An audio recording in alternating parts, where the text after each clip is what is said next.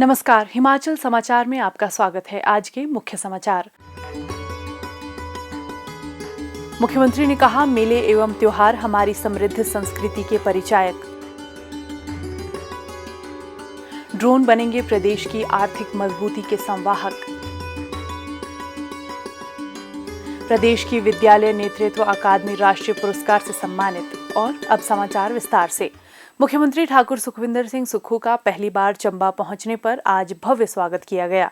उन्होंने प्रदेशवासियों को अंतर्राष्ट्रीय मिंजर मेले की शुभकामनाएं देते हुए कहा कि मेले एवं त्योहार हिमाचल प्रदेश की धरोहर और संस्कृति के प्रतीक भी हैं। ये इंटरनेशनल मिंजर फेयर है और काफ़ी प्राचीन है। हमारी संस्कृति को जिंदा रखने के लिए, हमारे रीति रिवाजों को जिंदा रखने के लिए इस प्रकार के जो आयोजन होते हैं वो हमें प्राचीन संस्कृति से भी जोड़े रखते हैं और आधुनिक सभ्यता का भी परिचय देते हैं। ठाकुर सुखविंदर सिंह सुक्खू ने कहा कि केंद्र सरकार ने प्राकृतिक आपदा से हुए नुकसान का जायजा लेने के लिए एक दल प्रदेश भेजा था, जो अपनी रिपोर्ट केंद्र सरकार को प्रस्तुत करेगा। उन्होंने कहा कि वो शीघ्र ही दिल्ली जाकर प्रधानमंत्री श्री नरेंद्र मोदी और केंद्रीय गृह मंत्री श्री अमित शाह से प्राकृतिक आपदा से हुए नुकसान के संबंध में भेंट करेंगे। उन्होंने कहा कि आपदा के कारण प्रदेश में लगभग 8,000 करोड़ रुपए का नुकसान हुआ है। उन्होंने कहा कि हिमाचल प्रदेश ने दृढ़ता के साथ इस आपदा का सामना किया। राज्य सरकार ने 48 घंटे के भीतर प्रभावित क्षेत्रों में बिजली व पानी की अस्थायी आपूर्ति सुनिश्चित की। उन्होंने आपदा प्रभावित क्षेत्रों में रहकर स्वयं राहत एवं बचाव कार्यों की निगरानी की है। अब प्रदेश में स्थिति बहाली का कार्य युद्ध स्तर पर चल रहा है। उन्होंने कहा कि खराब मौसम के कारण वो जिला चंबा के होली नहीं जा पाए, लेकिन जल्द ही वो होली के दौरे पर आएंगे।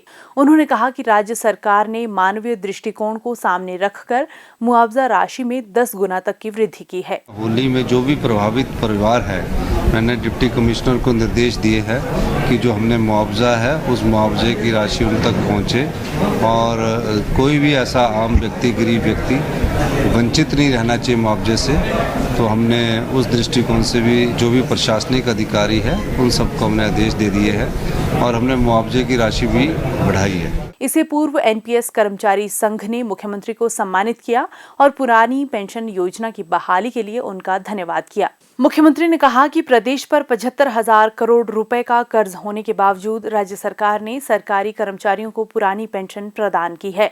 उन्होंने कहा कि राज्य सरकार प्रदेश के विकास में महत्वपूर्ण भूमिका निभाने वाले कर्मचारियों को सम्मान से जीवन यापन का हक देना चाहती है।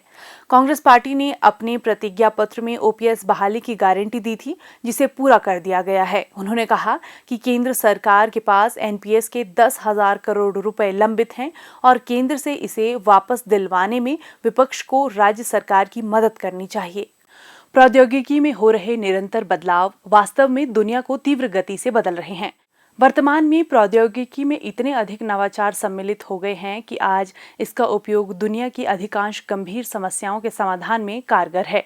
ड्रोन तकनीक इन्हीं में से एक है। ड्रोन तकनीक कृषि, बुनियादी ढांचे, निगरानी, खनन, भूस्थानिक मानचित्रण, आपातकालीन प्रक्रिया, परिवहन, रक्षा और कानून प्रवर्तन सहित विभिन्न महत्वपूर्ण क्षेत्रों में तेजी से लोकप्रिय हो रही है।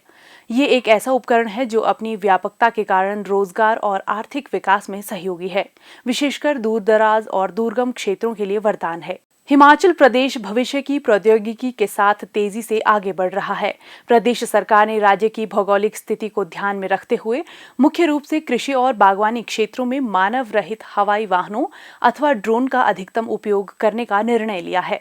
चौधरी सरवण कुमार हिमाचल प्रदेश कृषि विश्वविद्यालय पालमपुर के वैज्ञानिकों और शोधकर्ताओं को प्रौद्योगिकी का उपयोग करने और अपने शोध को प्रयोगशालाओं से खेतों तक ले जाने के लिए आवश्यक कदम उठाने के लिए कहा गया है, ताकि किसानों को सबसे अधिक लाभ हो सके। कृषि क्षेत्र में ड्रोन का उपयोग दक्षता बढ़ाने, कीटनाशकों और उर्वरकों की बर्बादी में कमी लाने, पानी की बचत इत्यादि विशिष्टताओं के साथ किसानों के लिए एक वरदान साबित होगा। ड्रोन के माध्यम से पारंपरिक छिड़काव विधियों की तुलना में कम मात्रा में छिड़काव और उर्वरक अनुप्रयोग की लागत में कमी सुनिश्चित होगी।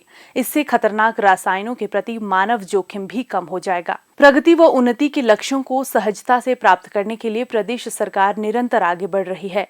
ड्रोन तकनीक को बढ़ावा देने के लिए राज्य सरकार ने ड्रोन पायलट को करियर के रूप में अपनाने के इच्छुक युवाओं को प्रशिक्षित करने के लिए जल्द ही विभिन्न औद्योगिक प्रशिक्षण संस्थानों में ड्रोन पाठ्यक्रम शुरू करने का निर्णय लिया है।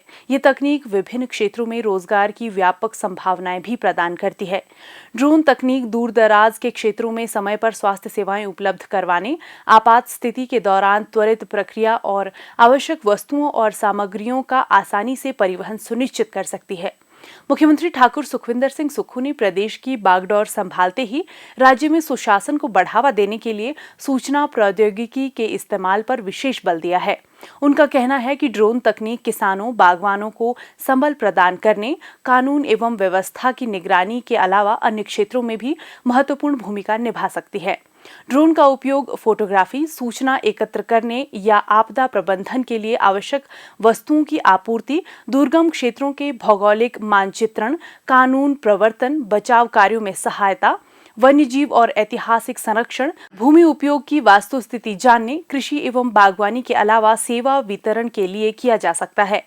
प्रदेश के दूरस्थ एवं दुर्गम क्षेत्रों से बागवानी उत्पादों के परिवहन के लिए ड्रोन के उपयोग की पहल भी राज्य में सफलतापूर्वक की गई है।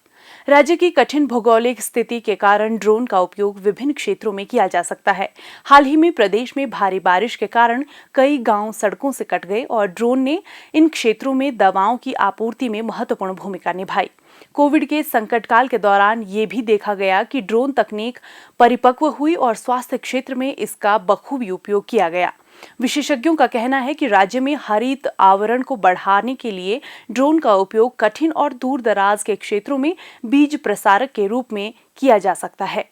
ड्रोन तकनीक के माध्यम से राज्य के दूर दराज के क्षेत्रों में उगाई जाने वाली पारंपरिक हिमाचली फसलों और खाद्यान्नों की मैपिंग भी की जा सकती है। हाल ही में 4 और 5 जुलाई 2023 को कांगड़ा जिले के पालमपुर में एक राष्ट्र स्तरीय हिमाचल ड्रोन कॉन्क्लेव आयोजित किया गया।